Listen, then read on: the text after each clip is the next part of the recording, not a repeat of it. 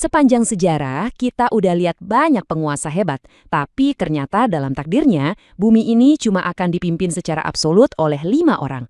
4 diantaranya udah lewat. Nah sekarang seluruh dunia itu nungguin satu sosok terakhir, Sang Raja Pamungkas. Dan pertanyaan ini bukan sekedar cerita dongeng ya. Ini tuh nubuat agung, salah satu tanda kiamat terbesar. Sebuah janji tentang transisi dari zaman yang penuh kekacauan ke era keadilan yang absolut. Betul, hanya 5. Menurut nubuat dalam Islam, cuma akan ada 5 manusia yang bisa mencapai kekuasaan absolut atas seluruh planet ini. Nggak lebih, nggak kurang. Nah, 4 dari mereka ini udah lewat masanya. 2 orang itu mukmin yang soleh. Ada Zulkarnain, yang kita kenal menyatukan timur dan barat, dan Nabi Sulaiman, yang bahkan memerintah manusia dan jin. Keren banget kan? 2 lainnya, ini kebalikannya. Tiran yang kafir, Namrud dan Bukhtun Nasr. Artinya apa?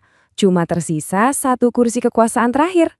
Tapi, sebelum kita bahas lebih jauh siapa sosok kelima ini, kita perlu banget melihat satu contoh nyata. Kenapa? Karena memahami nubuat ini dengan benar itu bisa jadi masalah hidup dan mati. Ada sebuah tragedi di jantung dunia Islam yang jadi bukti paling jelas. Oke, jadi ceritanya gini. Di akhir tahun 1979, seorang mantan tentara namanya Juhaiman al-Autaibi bareng ratusan pengikutnya yang bersenjata lengkap nekat merebut Masjidil Haram. Bayangin, mereka bawa peti mati yang ternyata isinya bukan jenazah tapi senjata otomatis. Puluhan ribu jamaah haji disandra dan pertumpahan darah terjadi di tempat yang paling suci di muka bumi. Dari mikrofon masjid, Juhaiman dengan lantang teriak mendeklarasikan kalau saudara iparnya itu adalah Al-Mahdi yang ditunggu-tunggu. Tentu saja, tragedi ini berakhir dengan tewasnya si Mahdi palsu dan Juhaiman sendiri dieksekusi. Ini meninggalkan luka yang dalam, tapi juga pelajaran yang sangat penting, fanatisme buta yang lahir dari pemahaman yang keliru itu bahaya banget.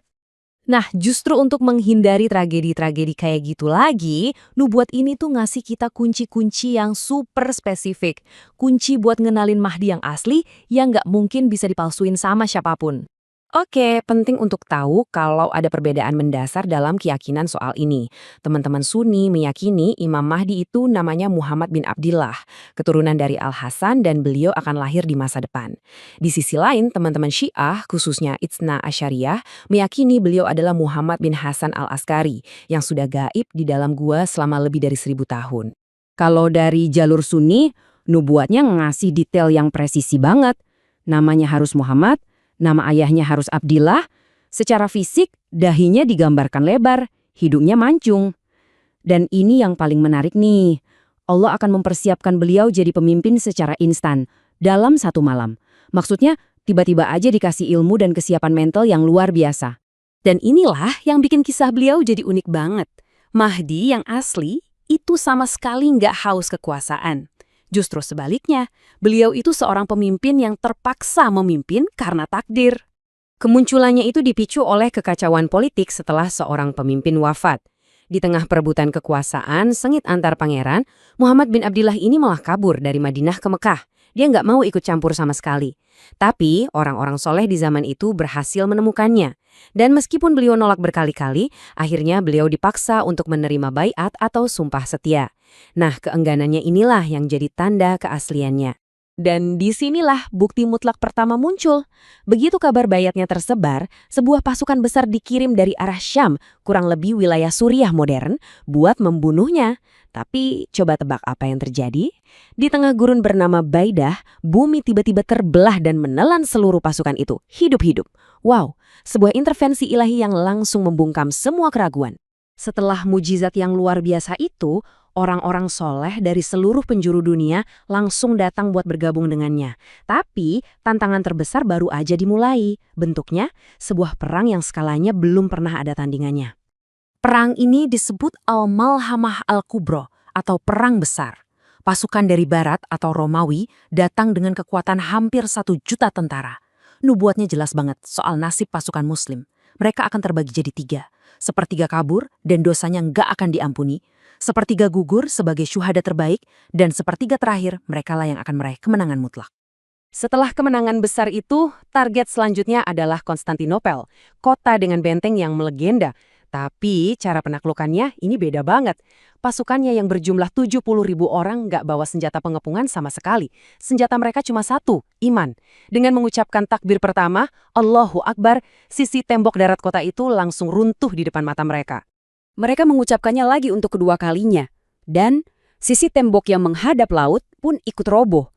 Ini benar-benar demonstrasi kekuatan iman yang melampaui logika militer manapun. Dan dengan takbir yang ketiga, jalan masuk ke kota terbuka lebar. Kota itu jatuh tanpa ada satu tetes darah pun yang tumbah. Sebuah penaklukan suci yang membuktikan kalau alam semesta pun tunduk pada perintahnya. Tapi, tepat di saat kemenangan lagi dirayakan, tiba-tiba terdengar teriakan palsu dari setan yang ngabarin kalau musuh terbesar umat manusia udah muncul. Dan gak lama setelah itu, fitnah terbesar dalam sejarah itu beneran keluar. Dialah Ad-Dajjal, sang penipu ulung bermata satu. Dia datang dengan kekuatan sihir yang luar biasa, membawa surga dan neraka palsu untuk menguji iman setiap manusia. Menurut nubuat, pengikut setianya adalah 70.000 orang Yahudi dari wilayah Asfahan di Iran. Dajjal berhasil mengepung Imam Mahdi dan pasukannya sampai mereka ada di titik terlemah, di ambang kehancuran. Tapi, tepat di saat paling kritis, pas waktu sholat subuh, sebuah keajaiban turun dari langit. Nabi Isa, putra Maryam, kembali ke bumi. Nah, ada satu momen yang sangat-sangat penting di sini. Imam Mahdi mempersilahkan Nabi Isa untuk jadi imam sholat. Tapi Nabi Isa menolak. Beliau justru sholat di belakang Imam Mahdi. Tindakan ini punya makna simbolis yang dalam. Nabi Isa turun bukan untuk membawa ajaran baru, tapi untuk mendukung dan menegakkan syariat yang dibawa oleh Nabi terakhir, Nabi Muhammad. Setelah Nabi Isa membunuh Dajjal, dunia langsung memasuki era keemasan. Keadilan mutlak ditegakkan di mana-mana. Harta jadi begitu melimpah sampai nggak ada lagi orang yang mau menerima sedekah atau zakat. Bumi jadi super subur, dan bahkan permusuhan di antara hewan-hewan buas pun hilang. Imam Mahdi sendiri memerintah selama 7-9 tahun di era keadilan sempurna itu. Setelah misinya selesai, beliau, sebagai manusia biasa, akhirnya wafat. Dan yang memimpin sholat jenazahnya adalah Nabi Isa sendiri, menandai akhir dari perjalanan seorang pemimpin besar yang telah dinubuatkan. Jadi, kisah ini meninggalkan kita dengan sebuah refleksi ya. Apakah ini cuma sekedar cerita tentang kehancuran dan akhir zaman? Atau jangan-jangan ini adalah sebuah janji abadi, bahwa segelap apapun dunia ini nantinya, cahaya keadilan pada akhirnya akan selalu menang.